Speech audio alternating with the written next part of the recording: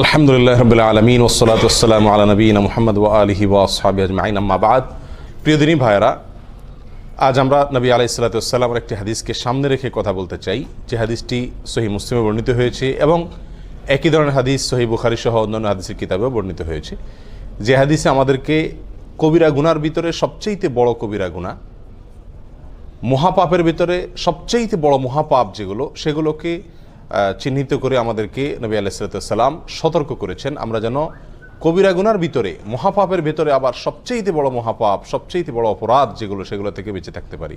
কোরআন এবং সুন্নাহয় যত নিষেধাজ্ঞা আসছে, এই সব নিষেধাজ্ঞাগুলোই মূলত বড়, কোনোটাই কি নয়, ছোট নয়। কারণ এই নিষেধাজ্ঞা আরোপ করছেন কে?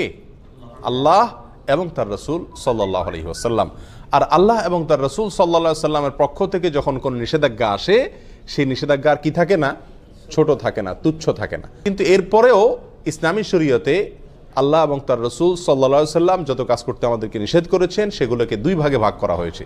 কিছু হলো সগীরা আর কিছু হলো কবীরা। কিছু হলো ছোট অপরাধ, কিছু হলো বড় অপরাধ। ছোট অপরাধ হলো কোরআন এবং সুন্নাতে যে সমস্ত অপরাধগুলো, যে সমস্ত নিষিদ্ধ কাজগুলোকে সাধারণভাবে নিষেধ করা হয়েছে, সেখানে কোনো শাস্তির কথা বলা হয় নাই। আর যেই নিষেধাজ্ঞার পাশাপাশি কোরআন এবং সুন্নাহ আমাদেরকে শাস্তির কথা বলেছে, অর্থাৎ এই নিষেধাজ্ঞা অমান্য করলে দুনিয়াতে শাস্তি হবে অথবা আখিরাতে শাস্তি হবে। দুনিয়াতে তার জন্য কোনো সাজা নির্ধারণ করে রাখা হয়েছে, অথবা আখিরাতের কোনো শাস্তির কথা বলা হয়েছে, অথবা সেখানে কোনো লানত, কোনো প্রকার অভিশাপ, কোনো প্রকার শক্ত কঠোরতা আরোপ করা হয়েছে। এরকম যদি কোনো নিষেধাজ্ঞা হয়, সেটা হবে কি? কাবীরা বা বড় অপরাধ। ছোট গুনাহগুলোও আবার যদি কেউ বারবার করে, তাহলে সেটা কি হয়ে যায়? বড় অপরাধে পরিণত হয়ে যায়। কারণ সেটা এক পর্যায়ে আল্লাহ সুবহানাহু ওয়া তাআলার প্রতি, তার রাসূলের প্রতি বেপরোয়া ভাবকে কি করে? প্রকাশ করে। এই জন্য প্রিয় বন্ধুগণ, সব ধরনের অপরাধ থেকে বাঁচার জন্য কি করতে হবে? চেষ্টা থাকতে হবে। এই বড় অপরাধ যেগুলো, সেগুলোর ভিতরে আবার সবচেয়ে বড় অপরাধ আছে কয়েকটি।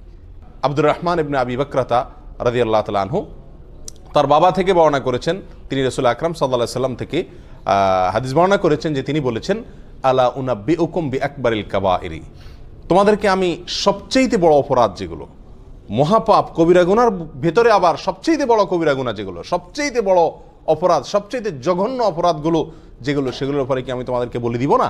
সেগুলো হলো তিনটি। আল ইশরাকু বিল্লাহ, এক নম্বর হলো আল্লাহর সঙ্গে শিরক করা। আল্লাহর সঙ্গে কি করা? শিরক করা। এর চাইতে বড় অপরাধ আল্লাহর জমিনে আল্লাহ সুবহানাহু ওয়া তাআলা আর সৃষ্টি করেননি। আর কোনো অপরাধ নাই যে অপরাধ শিরকের চাইতে বড়। প্রিয় বন্ধু, আমরা অজান্তে, অগোচরে, না বুঝে আমরা অবলীলায় কিন্তু অনেক ধরনের শিরক আমরা করে যাচ্ছি। দুই প্রকারের শিরক আছে, একটা হলো বড় শিরক আর একটা হলো ছোট শিরক। বড় শিরক কোনগুলো? বড় শিরক হলো এমন শিরক যে শিরকের ফলে মানুষ ইসলাম থেকে কি হয়ে যায়? বের হয়ে যায়। ইবাদত আল্লাহর জন্য করলো, অন্য কারোর জন্য করলো। সিজদা আল্লাহকে করলো, কোনো কবরে মাজারে গিয়েও করলো। দোয়া, এটা ইবাদত, এটা আল্লাহর কাছে করলো, আবার কোনো মাজারওয়ালার কাছে গিয়ে সেখানেও চাইলো, সেখানেও দোয়া করলো, সেখান থেকে সন্তান চাইলো, ব্যবসা উন্নতি চাইলো, রাজনীতির উন্নতি চাইলো। এই সবগুলা বড় শিরক। এর ফলে মানুষ কি থেকে খারিজ হয়? ইসলাম থেকে খারিজ হয়ে যায়, বেঈমান হয়ে যায়। এটা হলো বড় শিরক। এই বড় শিরক আল্লাহ তাআলা মাফ করেন না। আল্লাহ বলেছেন, ইন্নাল্লাহা লা ইয়াগফিরু আন ইউশরাকা বিহি ওয়া ইয়াগফিরু মা দুনা যালিকা লিমান ইয়াশা।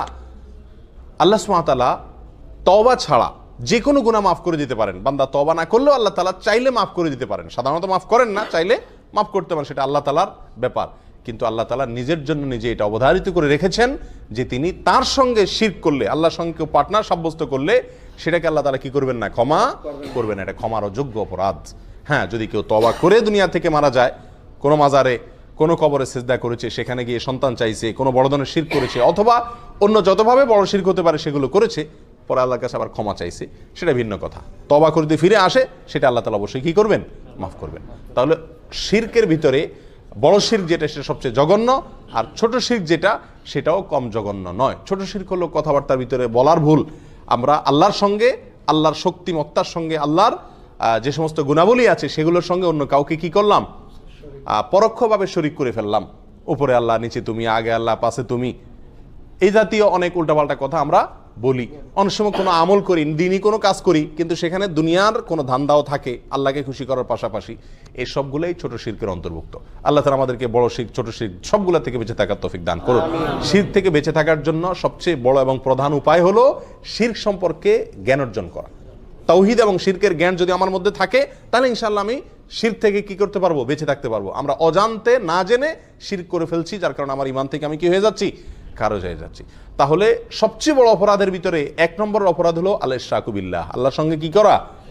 শরীক বা পার্টনার সাব্যস্ত করে ইবাদত করতে গিয়ে, দোয়া করতে গিয়ে যে কোনো ভাবে আল্লাহ ছাড়া অন্য কারোর নামে আপনি শপথ করলেন, এটাও এক ধরনের কি শিরক হয়ে যায়। আল্লাহ ছাড়া অন্য কারোর নামে আপনি মান্নত করলেন, আল্লাহর নামে মান্নত করতে হয়, মান্নত করলেন কোনো মাজার নামে, কোনো পীরের নামে, তাহলে এটা কি হয়ে যায়? শিরক হয়ে যায়, যেগুলো আমরা অহরহ করছি, আমাদের সমাজে অনেকেই করে চলেছেন। আল্লাহ আমাদেরকে হেফাজত থাকার তৌফিক দান করুন। দ্বিতীয় যেই অপরাধটি মহা অপরাধ, মহাপাপ, কবিরা গুনার ভিতরে আবার সবচেয়ে বড় কবিরা গুনাহ, সেটা হলো উকুকুল ওয়ালিদাইন। জঘন্য একটি বিষয়, অহরহ আমরা অবলীলায় সবাই কম বেশ করে চলেছি, সেটা হলো মা বাবার অবাধ্যতা, নাফরমানি। মা বাবার কি করা? নাফরমানি করা। নবী আলাইহিস সালাতু ওয়াস সালাম একান্তে খাসভাবে তার অনেক সাহাবা একরামকে ওসিয়ত করে গেছেন। সাধারণ নসিহত না, ওসিয়ত কোনটা? মৃত্যুর আগ মুহূর্তে মানুষ একেবারে মনের গভীর থেকে হৃদয় নিংড়ানো যে তপ্ত আহ্বান রেখে যায়, বাবা এই জিনিসটা করিও না, এটা করিও, এইগুলোকে বলা হয় সাধারণত কি? ওসিয়ত। নবী আলাইহিস সালাতু ওয়াস সালাম তার বিভিন্ন সাহাবা একরামকে ওসিয়ত করেছেন। ওসিয়ত শব্দ ব্যবহার করেছেন সাহাবা একরাম, যা আমাদেরকে রাসূল ওসিয়ত করেছেন মা বাবার নাফরমানি যেন আমরা না করি। যত বড় নির্দেশই করুক না কেন, মানতে আমার যতই কষ্ট হোক, মা বাবার নির্দেশ যেন আমরা লঙ্ঘন না করি। মনে যতই না বুঝুক, মনের সঙ্গে যুদ্ধ করে হলেও মা বাবার নির্দেশকে সবকিছুর উপরে দিয়ে রাখতে হবে। প্রিয় ভাইরা, কোরআনেও আল্লাহ সুবহানাহু ওয়া তাআলা আল্লাহর সঙ্গে আল্লাহর ইবাদত করতে হবে, আর কারোর সঙ্গে কি করা যাবে না? শিরক করা যাবে না।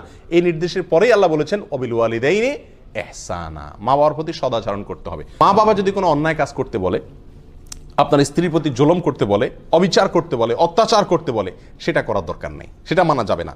আল্লাহর নির্দেশের বিরুদ্ধে যদি কিছু করতে বলেন, দায় রাখতে নিষেধ করেন, নামাজ পড়তে নিষেধ করেন, তাহলে সেগুলো মানা যাবে না। বাকি এছাড়া যত সাধারণ নির্দেশ আছে মা বাবার, সেগুলোকে সব কিছুর উপরে অগ্রাধিকার দিয়ে মানতে হবে। এবং এটা মানা, বিশেষ করে আমাদের দেশের মতো যে সমস্ত দেশে যৌথ ফ্যামিলি ব্যবস্থাপনা আছে, সেই সমস্ত সমাজে মা বাবার হুকুম মানতে গিয়ে অনেক ধরনের সমস্যা দেখা দেয়। তারা যদি অযৌক্তিক কোনো নির্দেশ করেন যেটা আপনার সাধ্যের বাহিরে, তো সেটা আপনার জন্য মানা জরুরি না, কিন্তু তাদের সাথে ব্যবহার খারাপ করা যাবে না। নিজের স্ত্রীকে বলে রাখতে হবে, বা যাদের কারণে মা বাবার হুকুম মানতে কষ্ট হয় তাদেরকে বলতে হবে, দেখো এই জায়গায় আমি দুর্বল, আমার কিচ্ছু করার নাই, এখানে তোমাকে সবর করতে হবে। এককালে তুমিও বুড়া হবা, তোমার সন্তানদের কাছেও তোমার নির্দেশ অযৌক্তিক মনে হবে। সেদিন যদি তাদের স্নেহ, তাদের ভালোবাসা পাইতে চাও, তো আজকে তুমি সবর করো। কথা বুঝে আসছে? আল্লাহ তাআলা আমাদেরকে তৌফিক দান করুন। তাহলে দ্বিতীয় বড় অপরাধ, বড় অপরাধের ভিতরে, মহাপাপের ভিতরে সবচেয়ে বড় মহাপাপ শিরকের পরে দ্বিতীয়টা হলো মা বাবার কি করা? অবাধ্য হওয়া। আল্লাহ যাদেরকে মা বাপ দিয়েছেন, দুজনের একজন বেঁচে আছেন অথবা দুজন বেঁচে আছেন, আমরা তাদেরকে কি করব? ইনশাআল্লাহ সন্তুষ্ট রাখার চেষ্টা করব। সর্বোচ্চ চেষ্টা থাকবে তারা যেন আমার প্রতি অসন্তুষ্ট না হন। বারবার মাপ চাবো, অন্যায় করবো আবার পায়ে ধরে মাপ চাবো। মা বাবার কাছে কখনো মানুষ কি হয় না? ছোট হয় না। যত পায়ে ধরি আমার মর্যাদা কমবে না, যত বরং তাদের পা যত ধরবো তত মর্যাদা বাড়বে। তাদের কাছে যত ক্ষমা চাইবো তত আল্লাহ আমার মর্যাদা উপরে উঠাবেন। দুনিয়াতেই বাড়বে, দেখবেন, চোখের সামনে দেখতে পাবেন, আখিরাতে তো বাড়বে ইনশাআল্লাহ। আল্লাহর এই জমিনে এই দুইটা লোক, মা বাবা, এদের সামনে আমি শক্ত হব না, এই জায়গায় আমি মাটি হয়ে যাব। আল্লাহ আমাদেরকে তৌফিক দান করুন। তৃতীয় যে অপরাধটি, সবচেয়ে বড় অপরাধ, কবিরা গুনার ভিতরে সবচেয়ে জঘন্য কবিরা গুনাহ, এটা হলো ওয়াশাহাদাতুজ জুর আও কাউলুজ জুর, মিথ্যা সাক্ষ্য দেওয়া। কি দেওয়া ভাই? মিথ্যা সাক্ষ্য দেওয়া। এই হাদিস বর্ণনাকারী সাহাবী বলছেন যে নবী আলাইহিস সালাম হেলান দিয়ে বসে কথাগুলো আমাদেরকে বলছিলেন। এই তৃতীয় নম্বর পয়েন্টটা বলতে গিয়ে নবী আলাইহিস সালাম হেলান থেকে উঠে বসলেন সোজা হয়ে, আর বারবার বলতেছিলেন ওয়াশাহাদাতুজ জুর, ওয়াশাহাদাতুজ জুর, ওয়াশাহাদাতুজ জুর। এতবার তিনি বলতেছিলেন, আমরা তখন মন থেকে চাইছিলাম যে রাসূল যেন একটু থামে, আর কত বলবে, অর্থাৎ বিষয়টা আমাদের উপরে অনেক কঠিন হয়ে যাচ্ছে। এত বারবার তিনি বলছিলেন। মিথ্যা সাক্ষ্য দেওয়া অপরাধ সমূহের ভিতরে, কবিরা গুনার ভিতরে এটা অনেক বড় মাপের কবিরা গুনাহ। এখন আপনারা কেউ বলবেন যে মিথ্যা সাক্ষ্য দেওয়া, এটা তো আমাদের জীবনে খুব, এই পরিস্থিতির সম্মুখীন আমরা খুব কম হই। সাক্ষী দেওয়া এটা তো আদালতে হয় সাধারণত, আদালতে অনেকে আছে আমরা জীবনে একবারও যাই না, বেশিরভাগ লোক যাই নেই।